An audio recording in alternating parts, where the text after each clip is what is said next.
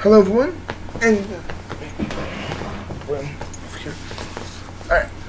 today I got to see the new 10 Cloverfield land. I was actually really anticipating this. Actually, I wouldn't say I was anticipating, but I was like pondering essentially about this movie. Like I remember this trailer coming out like a month ago. I'm like a month and a half ago or something like that, like early January. I'm like, this looks interesting. Yeah, I'm like, this looks interesting. This looks fascinating. I'm interested to see it. God damn it. Sorry about that. And, of course, I get to see it. And I'm going to give you my opinion on it. Now, I actually do remember when the first Cloverfield came out. And I'm going to say I was a surprise fan of it. I thought it was a great utilization of the found footage genre for it. And, yes, before I talk about anything else, I will make this video, of course, spoiler free, and I will make a spoiler filled video just to talk about this movie because both movies were produced by J.J. Abrams, so that I feel like there's this hint of I can't just give too much away in this normal review. I can't make a spoiler video for it because I loved this movie that much. This was a surprisingly unique, well done, well crafted movie with a great suspense, great thrills, good setup, a brilliant build up as a whole, and excellent acting from John Ryder Jr. I forgot his name on the side.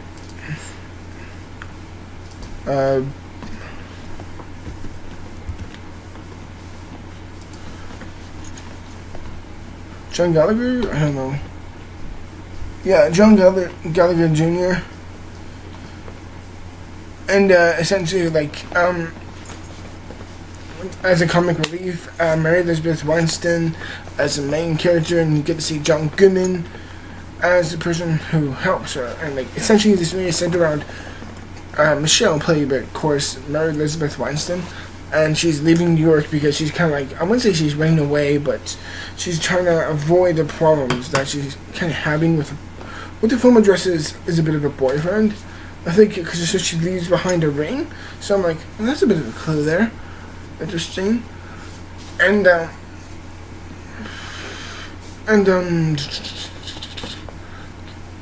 like, essentially this story, she's leaving New York from a boyfriend, essentially like that. Even though we don't get to see him. She's leaving New York and eventually she crashes on Manhattan. I think they said she's leaving Manhattan and she crashes and she's picked up and rescued and nurtured back to health by John Goodman in the bunker about, I think they didn't say, but I'm gonna guess like 10-15 feet underground, under earth essentially. And he helps her, nurture her, and all that great stuff, back to health. And her and John Gallagher Jr. are like guests of his in his home for like, I think it's like a few days they address in the film. And then they essentially build a relationship through that and how they contemplate through of how the movie goes through certain loops of how unique, unpredictable, and truly suspenseful and tense and nail-biting movie this is. I think this is a masterly crafted film. And I think it's shot really, really great, with a great feeling of intimacy and and it gives the idea of it's a home, but you feel like you're a prisoner. Like you feel so. It's a place where you should feel safe.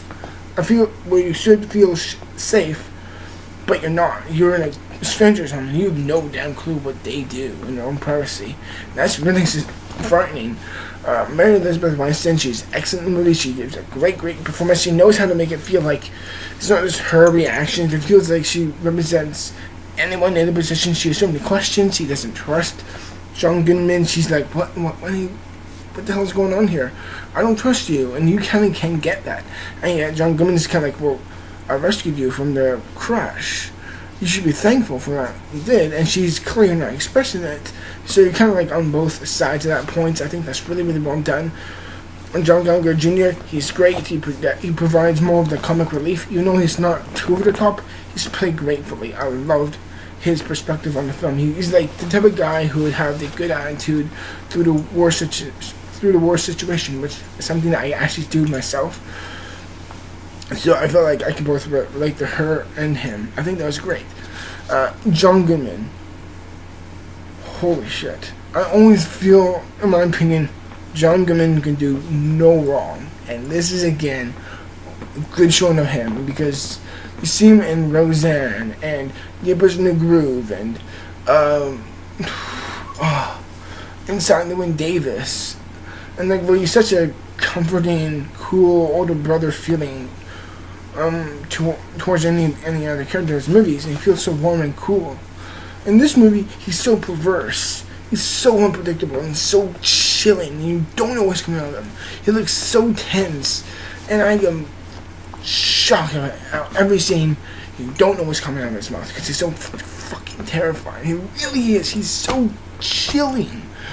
The movie is not really action film, but it's much more exposition. But it's done in such a unique, well done, masterfully crafted film, masterfully crafted way that you really believe it.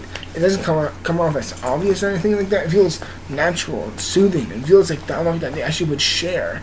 I think the relationship they build throughout the movie shows that in a very good way. The editing, the way it's mixed, the sound editing, all of it is very well done. This is, I'm going to say, it's a technically really well done movie, and I'm really shocked about that, because this is directed by Dan Treshbeck, and just, oh my god, like, as their first big film making, my god, I'm really impressed by it. It really is. This is probably the most tense film, in my opinion, probably since Ex Machina, I would say, definitely. It's really masterfully crafted. I love the suspense, I love the build-up. And it does it where you feel like it doesn't lose any weight of it. And you appreciate the slow, quieter, mundane moments where you feel like, or you at least take it as a breather, you get the feeling and the mood and the atmosphere of being in this bunker, and it feels like they literally shot it in a bunker, because you feel kind of closed in, and you, even though you do feel comfortable, you know it could be a very unreliable place to be in, and it really plays with your head, the environment, being inside the bunker, and what goes on outside that you don't see in your mind goes wrong because of that. I think that's a brilliant angle they took for outside of the bunker, when John McGinn says, "Don't help." Like, you see in the trailer, he's like, don't let the woman in. It's like, oh my god, it's like, your mind just goes wild. It's like, what the hell is happening out there? And it's like, it really plays with less is more. Again, we're reading through older horror movies. That is still progressed so greatly in this film. The acting is so damn convincing, and the music is brilliant. I love the screenplay. I mean to say, I'm sorry, that rhymed. By Drew Goddard. Again, he's excellent. I love it. Again, it's very well done. I love how it does tie together with the original Cloverfield. Like, it's not a sequel or anything like that, but it's what J.J. Abrams said. It's the blood brother. It's essentially what's 300 Rise of an Empire is to 300, or what Jessica Jones or Daredevil is for the MCU, essentially. And I think that's done very well, and how they connect it with those two analogies. I think that's quite interesting, in my opinion. And the film never loses rewatchability. It doesn't lose rewatchability, because you're just so convinced by the actors, how good they are, and you feel like you're always growing something new. And I've heard a lot of people express online that this is a movie you gotta see more than once, because it sinks into you, and at that point, everything makes sense. All the stories they tell, all the things they talk about in this movie make sense. All the angles, all the almost type of the mind. I wouldn't say the mindsets, but it's very much the personalities and how they push through the boundaries of the film is really interesting, and you really gotta think about it quick and fast, very cleverly. My hair is very distracting. I'm sorry. Alright, I'm done with my hair. I think it's so well done, and it's for me for me at least keeps my mind still attached to this film. Why I keep thinking about it is because of the plot, the clever and well done characters, and how it deals with less is more, and yet it's so grim, so miserable like that. But it never loses rewatch. It never loses the appreciation I've seen that once. Like there's some films I'm watching now, I'm like, okay, that was well done. I'll never watch it again, but that's great. Like Schindler's List, or like very, very heavy, powerful movies like that. But this is a really freaking well done movie in my opinion. It's just the suspense just kills you when it just goes, when it's amplified from 4 to 20, and it really feels as a rule that you're really being put in this perspective of being a prisoner, but you're in someone's home where you should feel comfortable.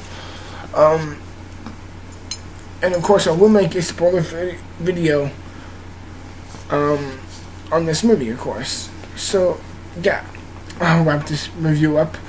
I thought it was a very, very well done movie. It had a brilliant, it had excellent cast and great chemistry, great characters, very clever, really, really well done, well throughout. Story as a whole, and the ending, like I've heard a lot of people say, oh, it feels weird, but when you think about it or watch it again, it makes more sense. And it's like, first time watching it, the ending does make clear, obvious sense, and I will address that in my spoiler video, everyone. And in the end, I'm going to give, in my opinion, 10 Cloverfield Lane, at 94%. That's my rating, everyone. I really do hope you enjoyed. Until then, everyone, when I will make my spoiler fail video. Till then, everyone, thank you very much for watching. I will see you in the future for that. Then, till then, everyone, thank you very much for watching. I'll see you in the future. Peace.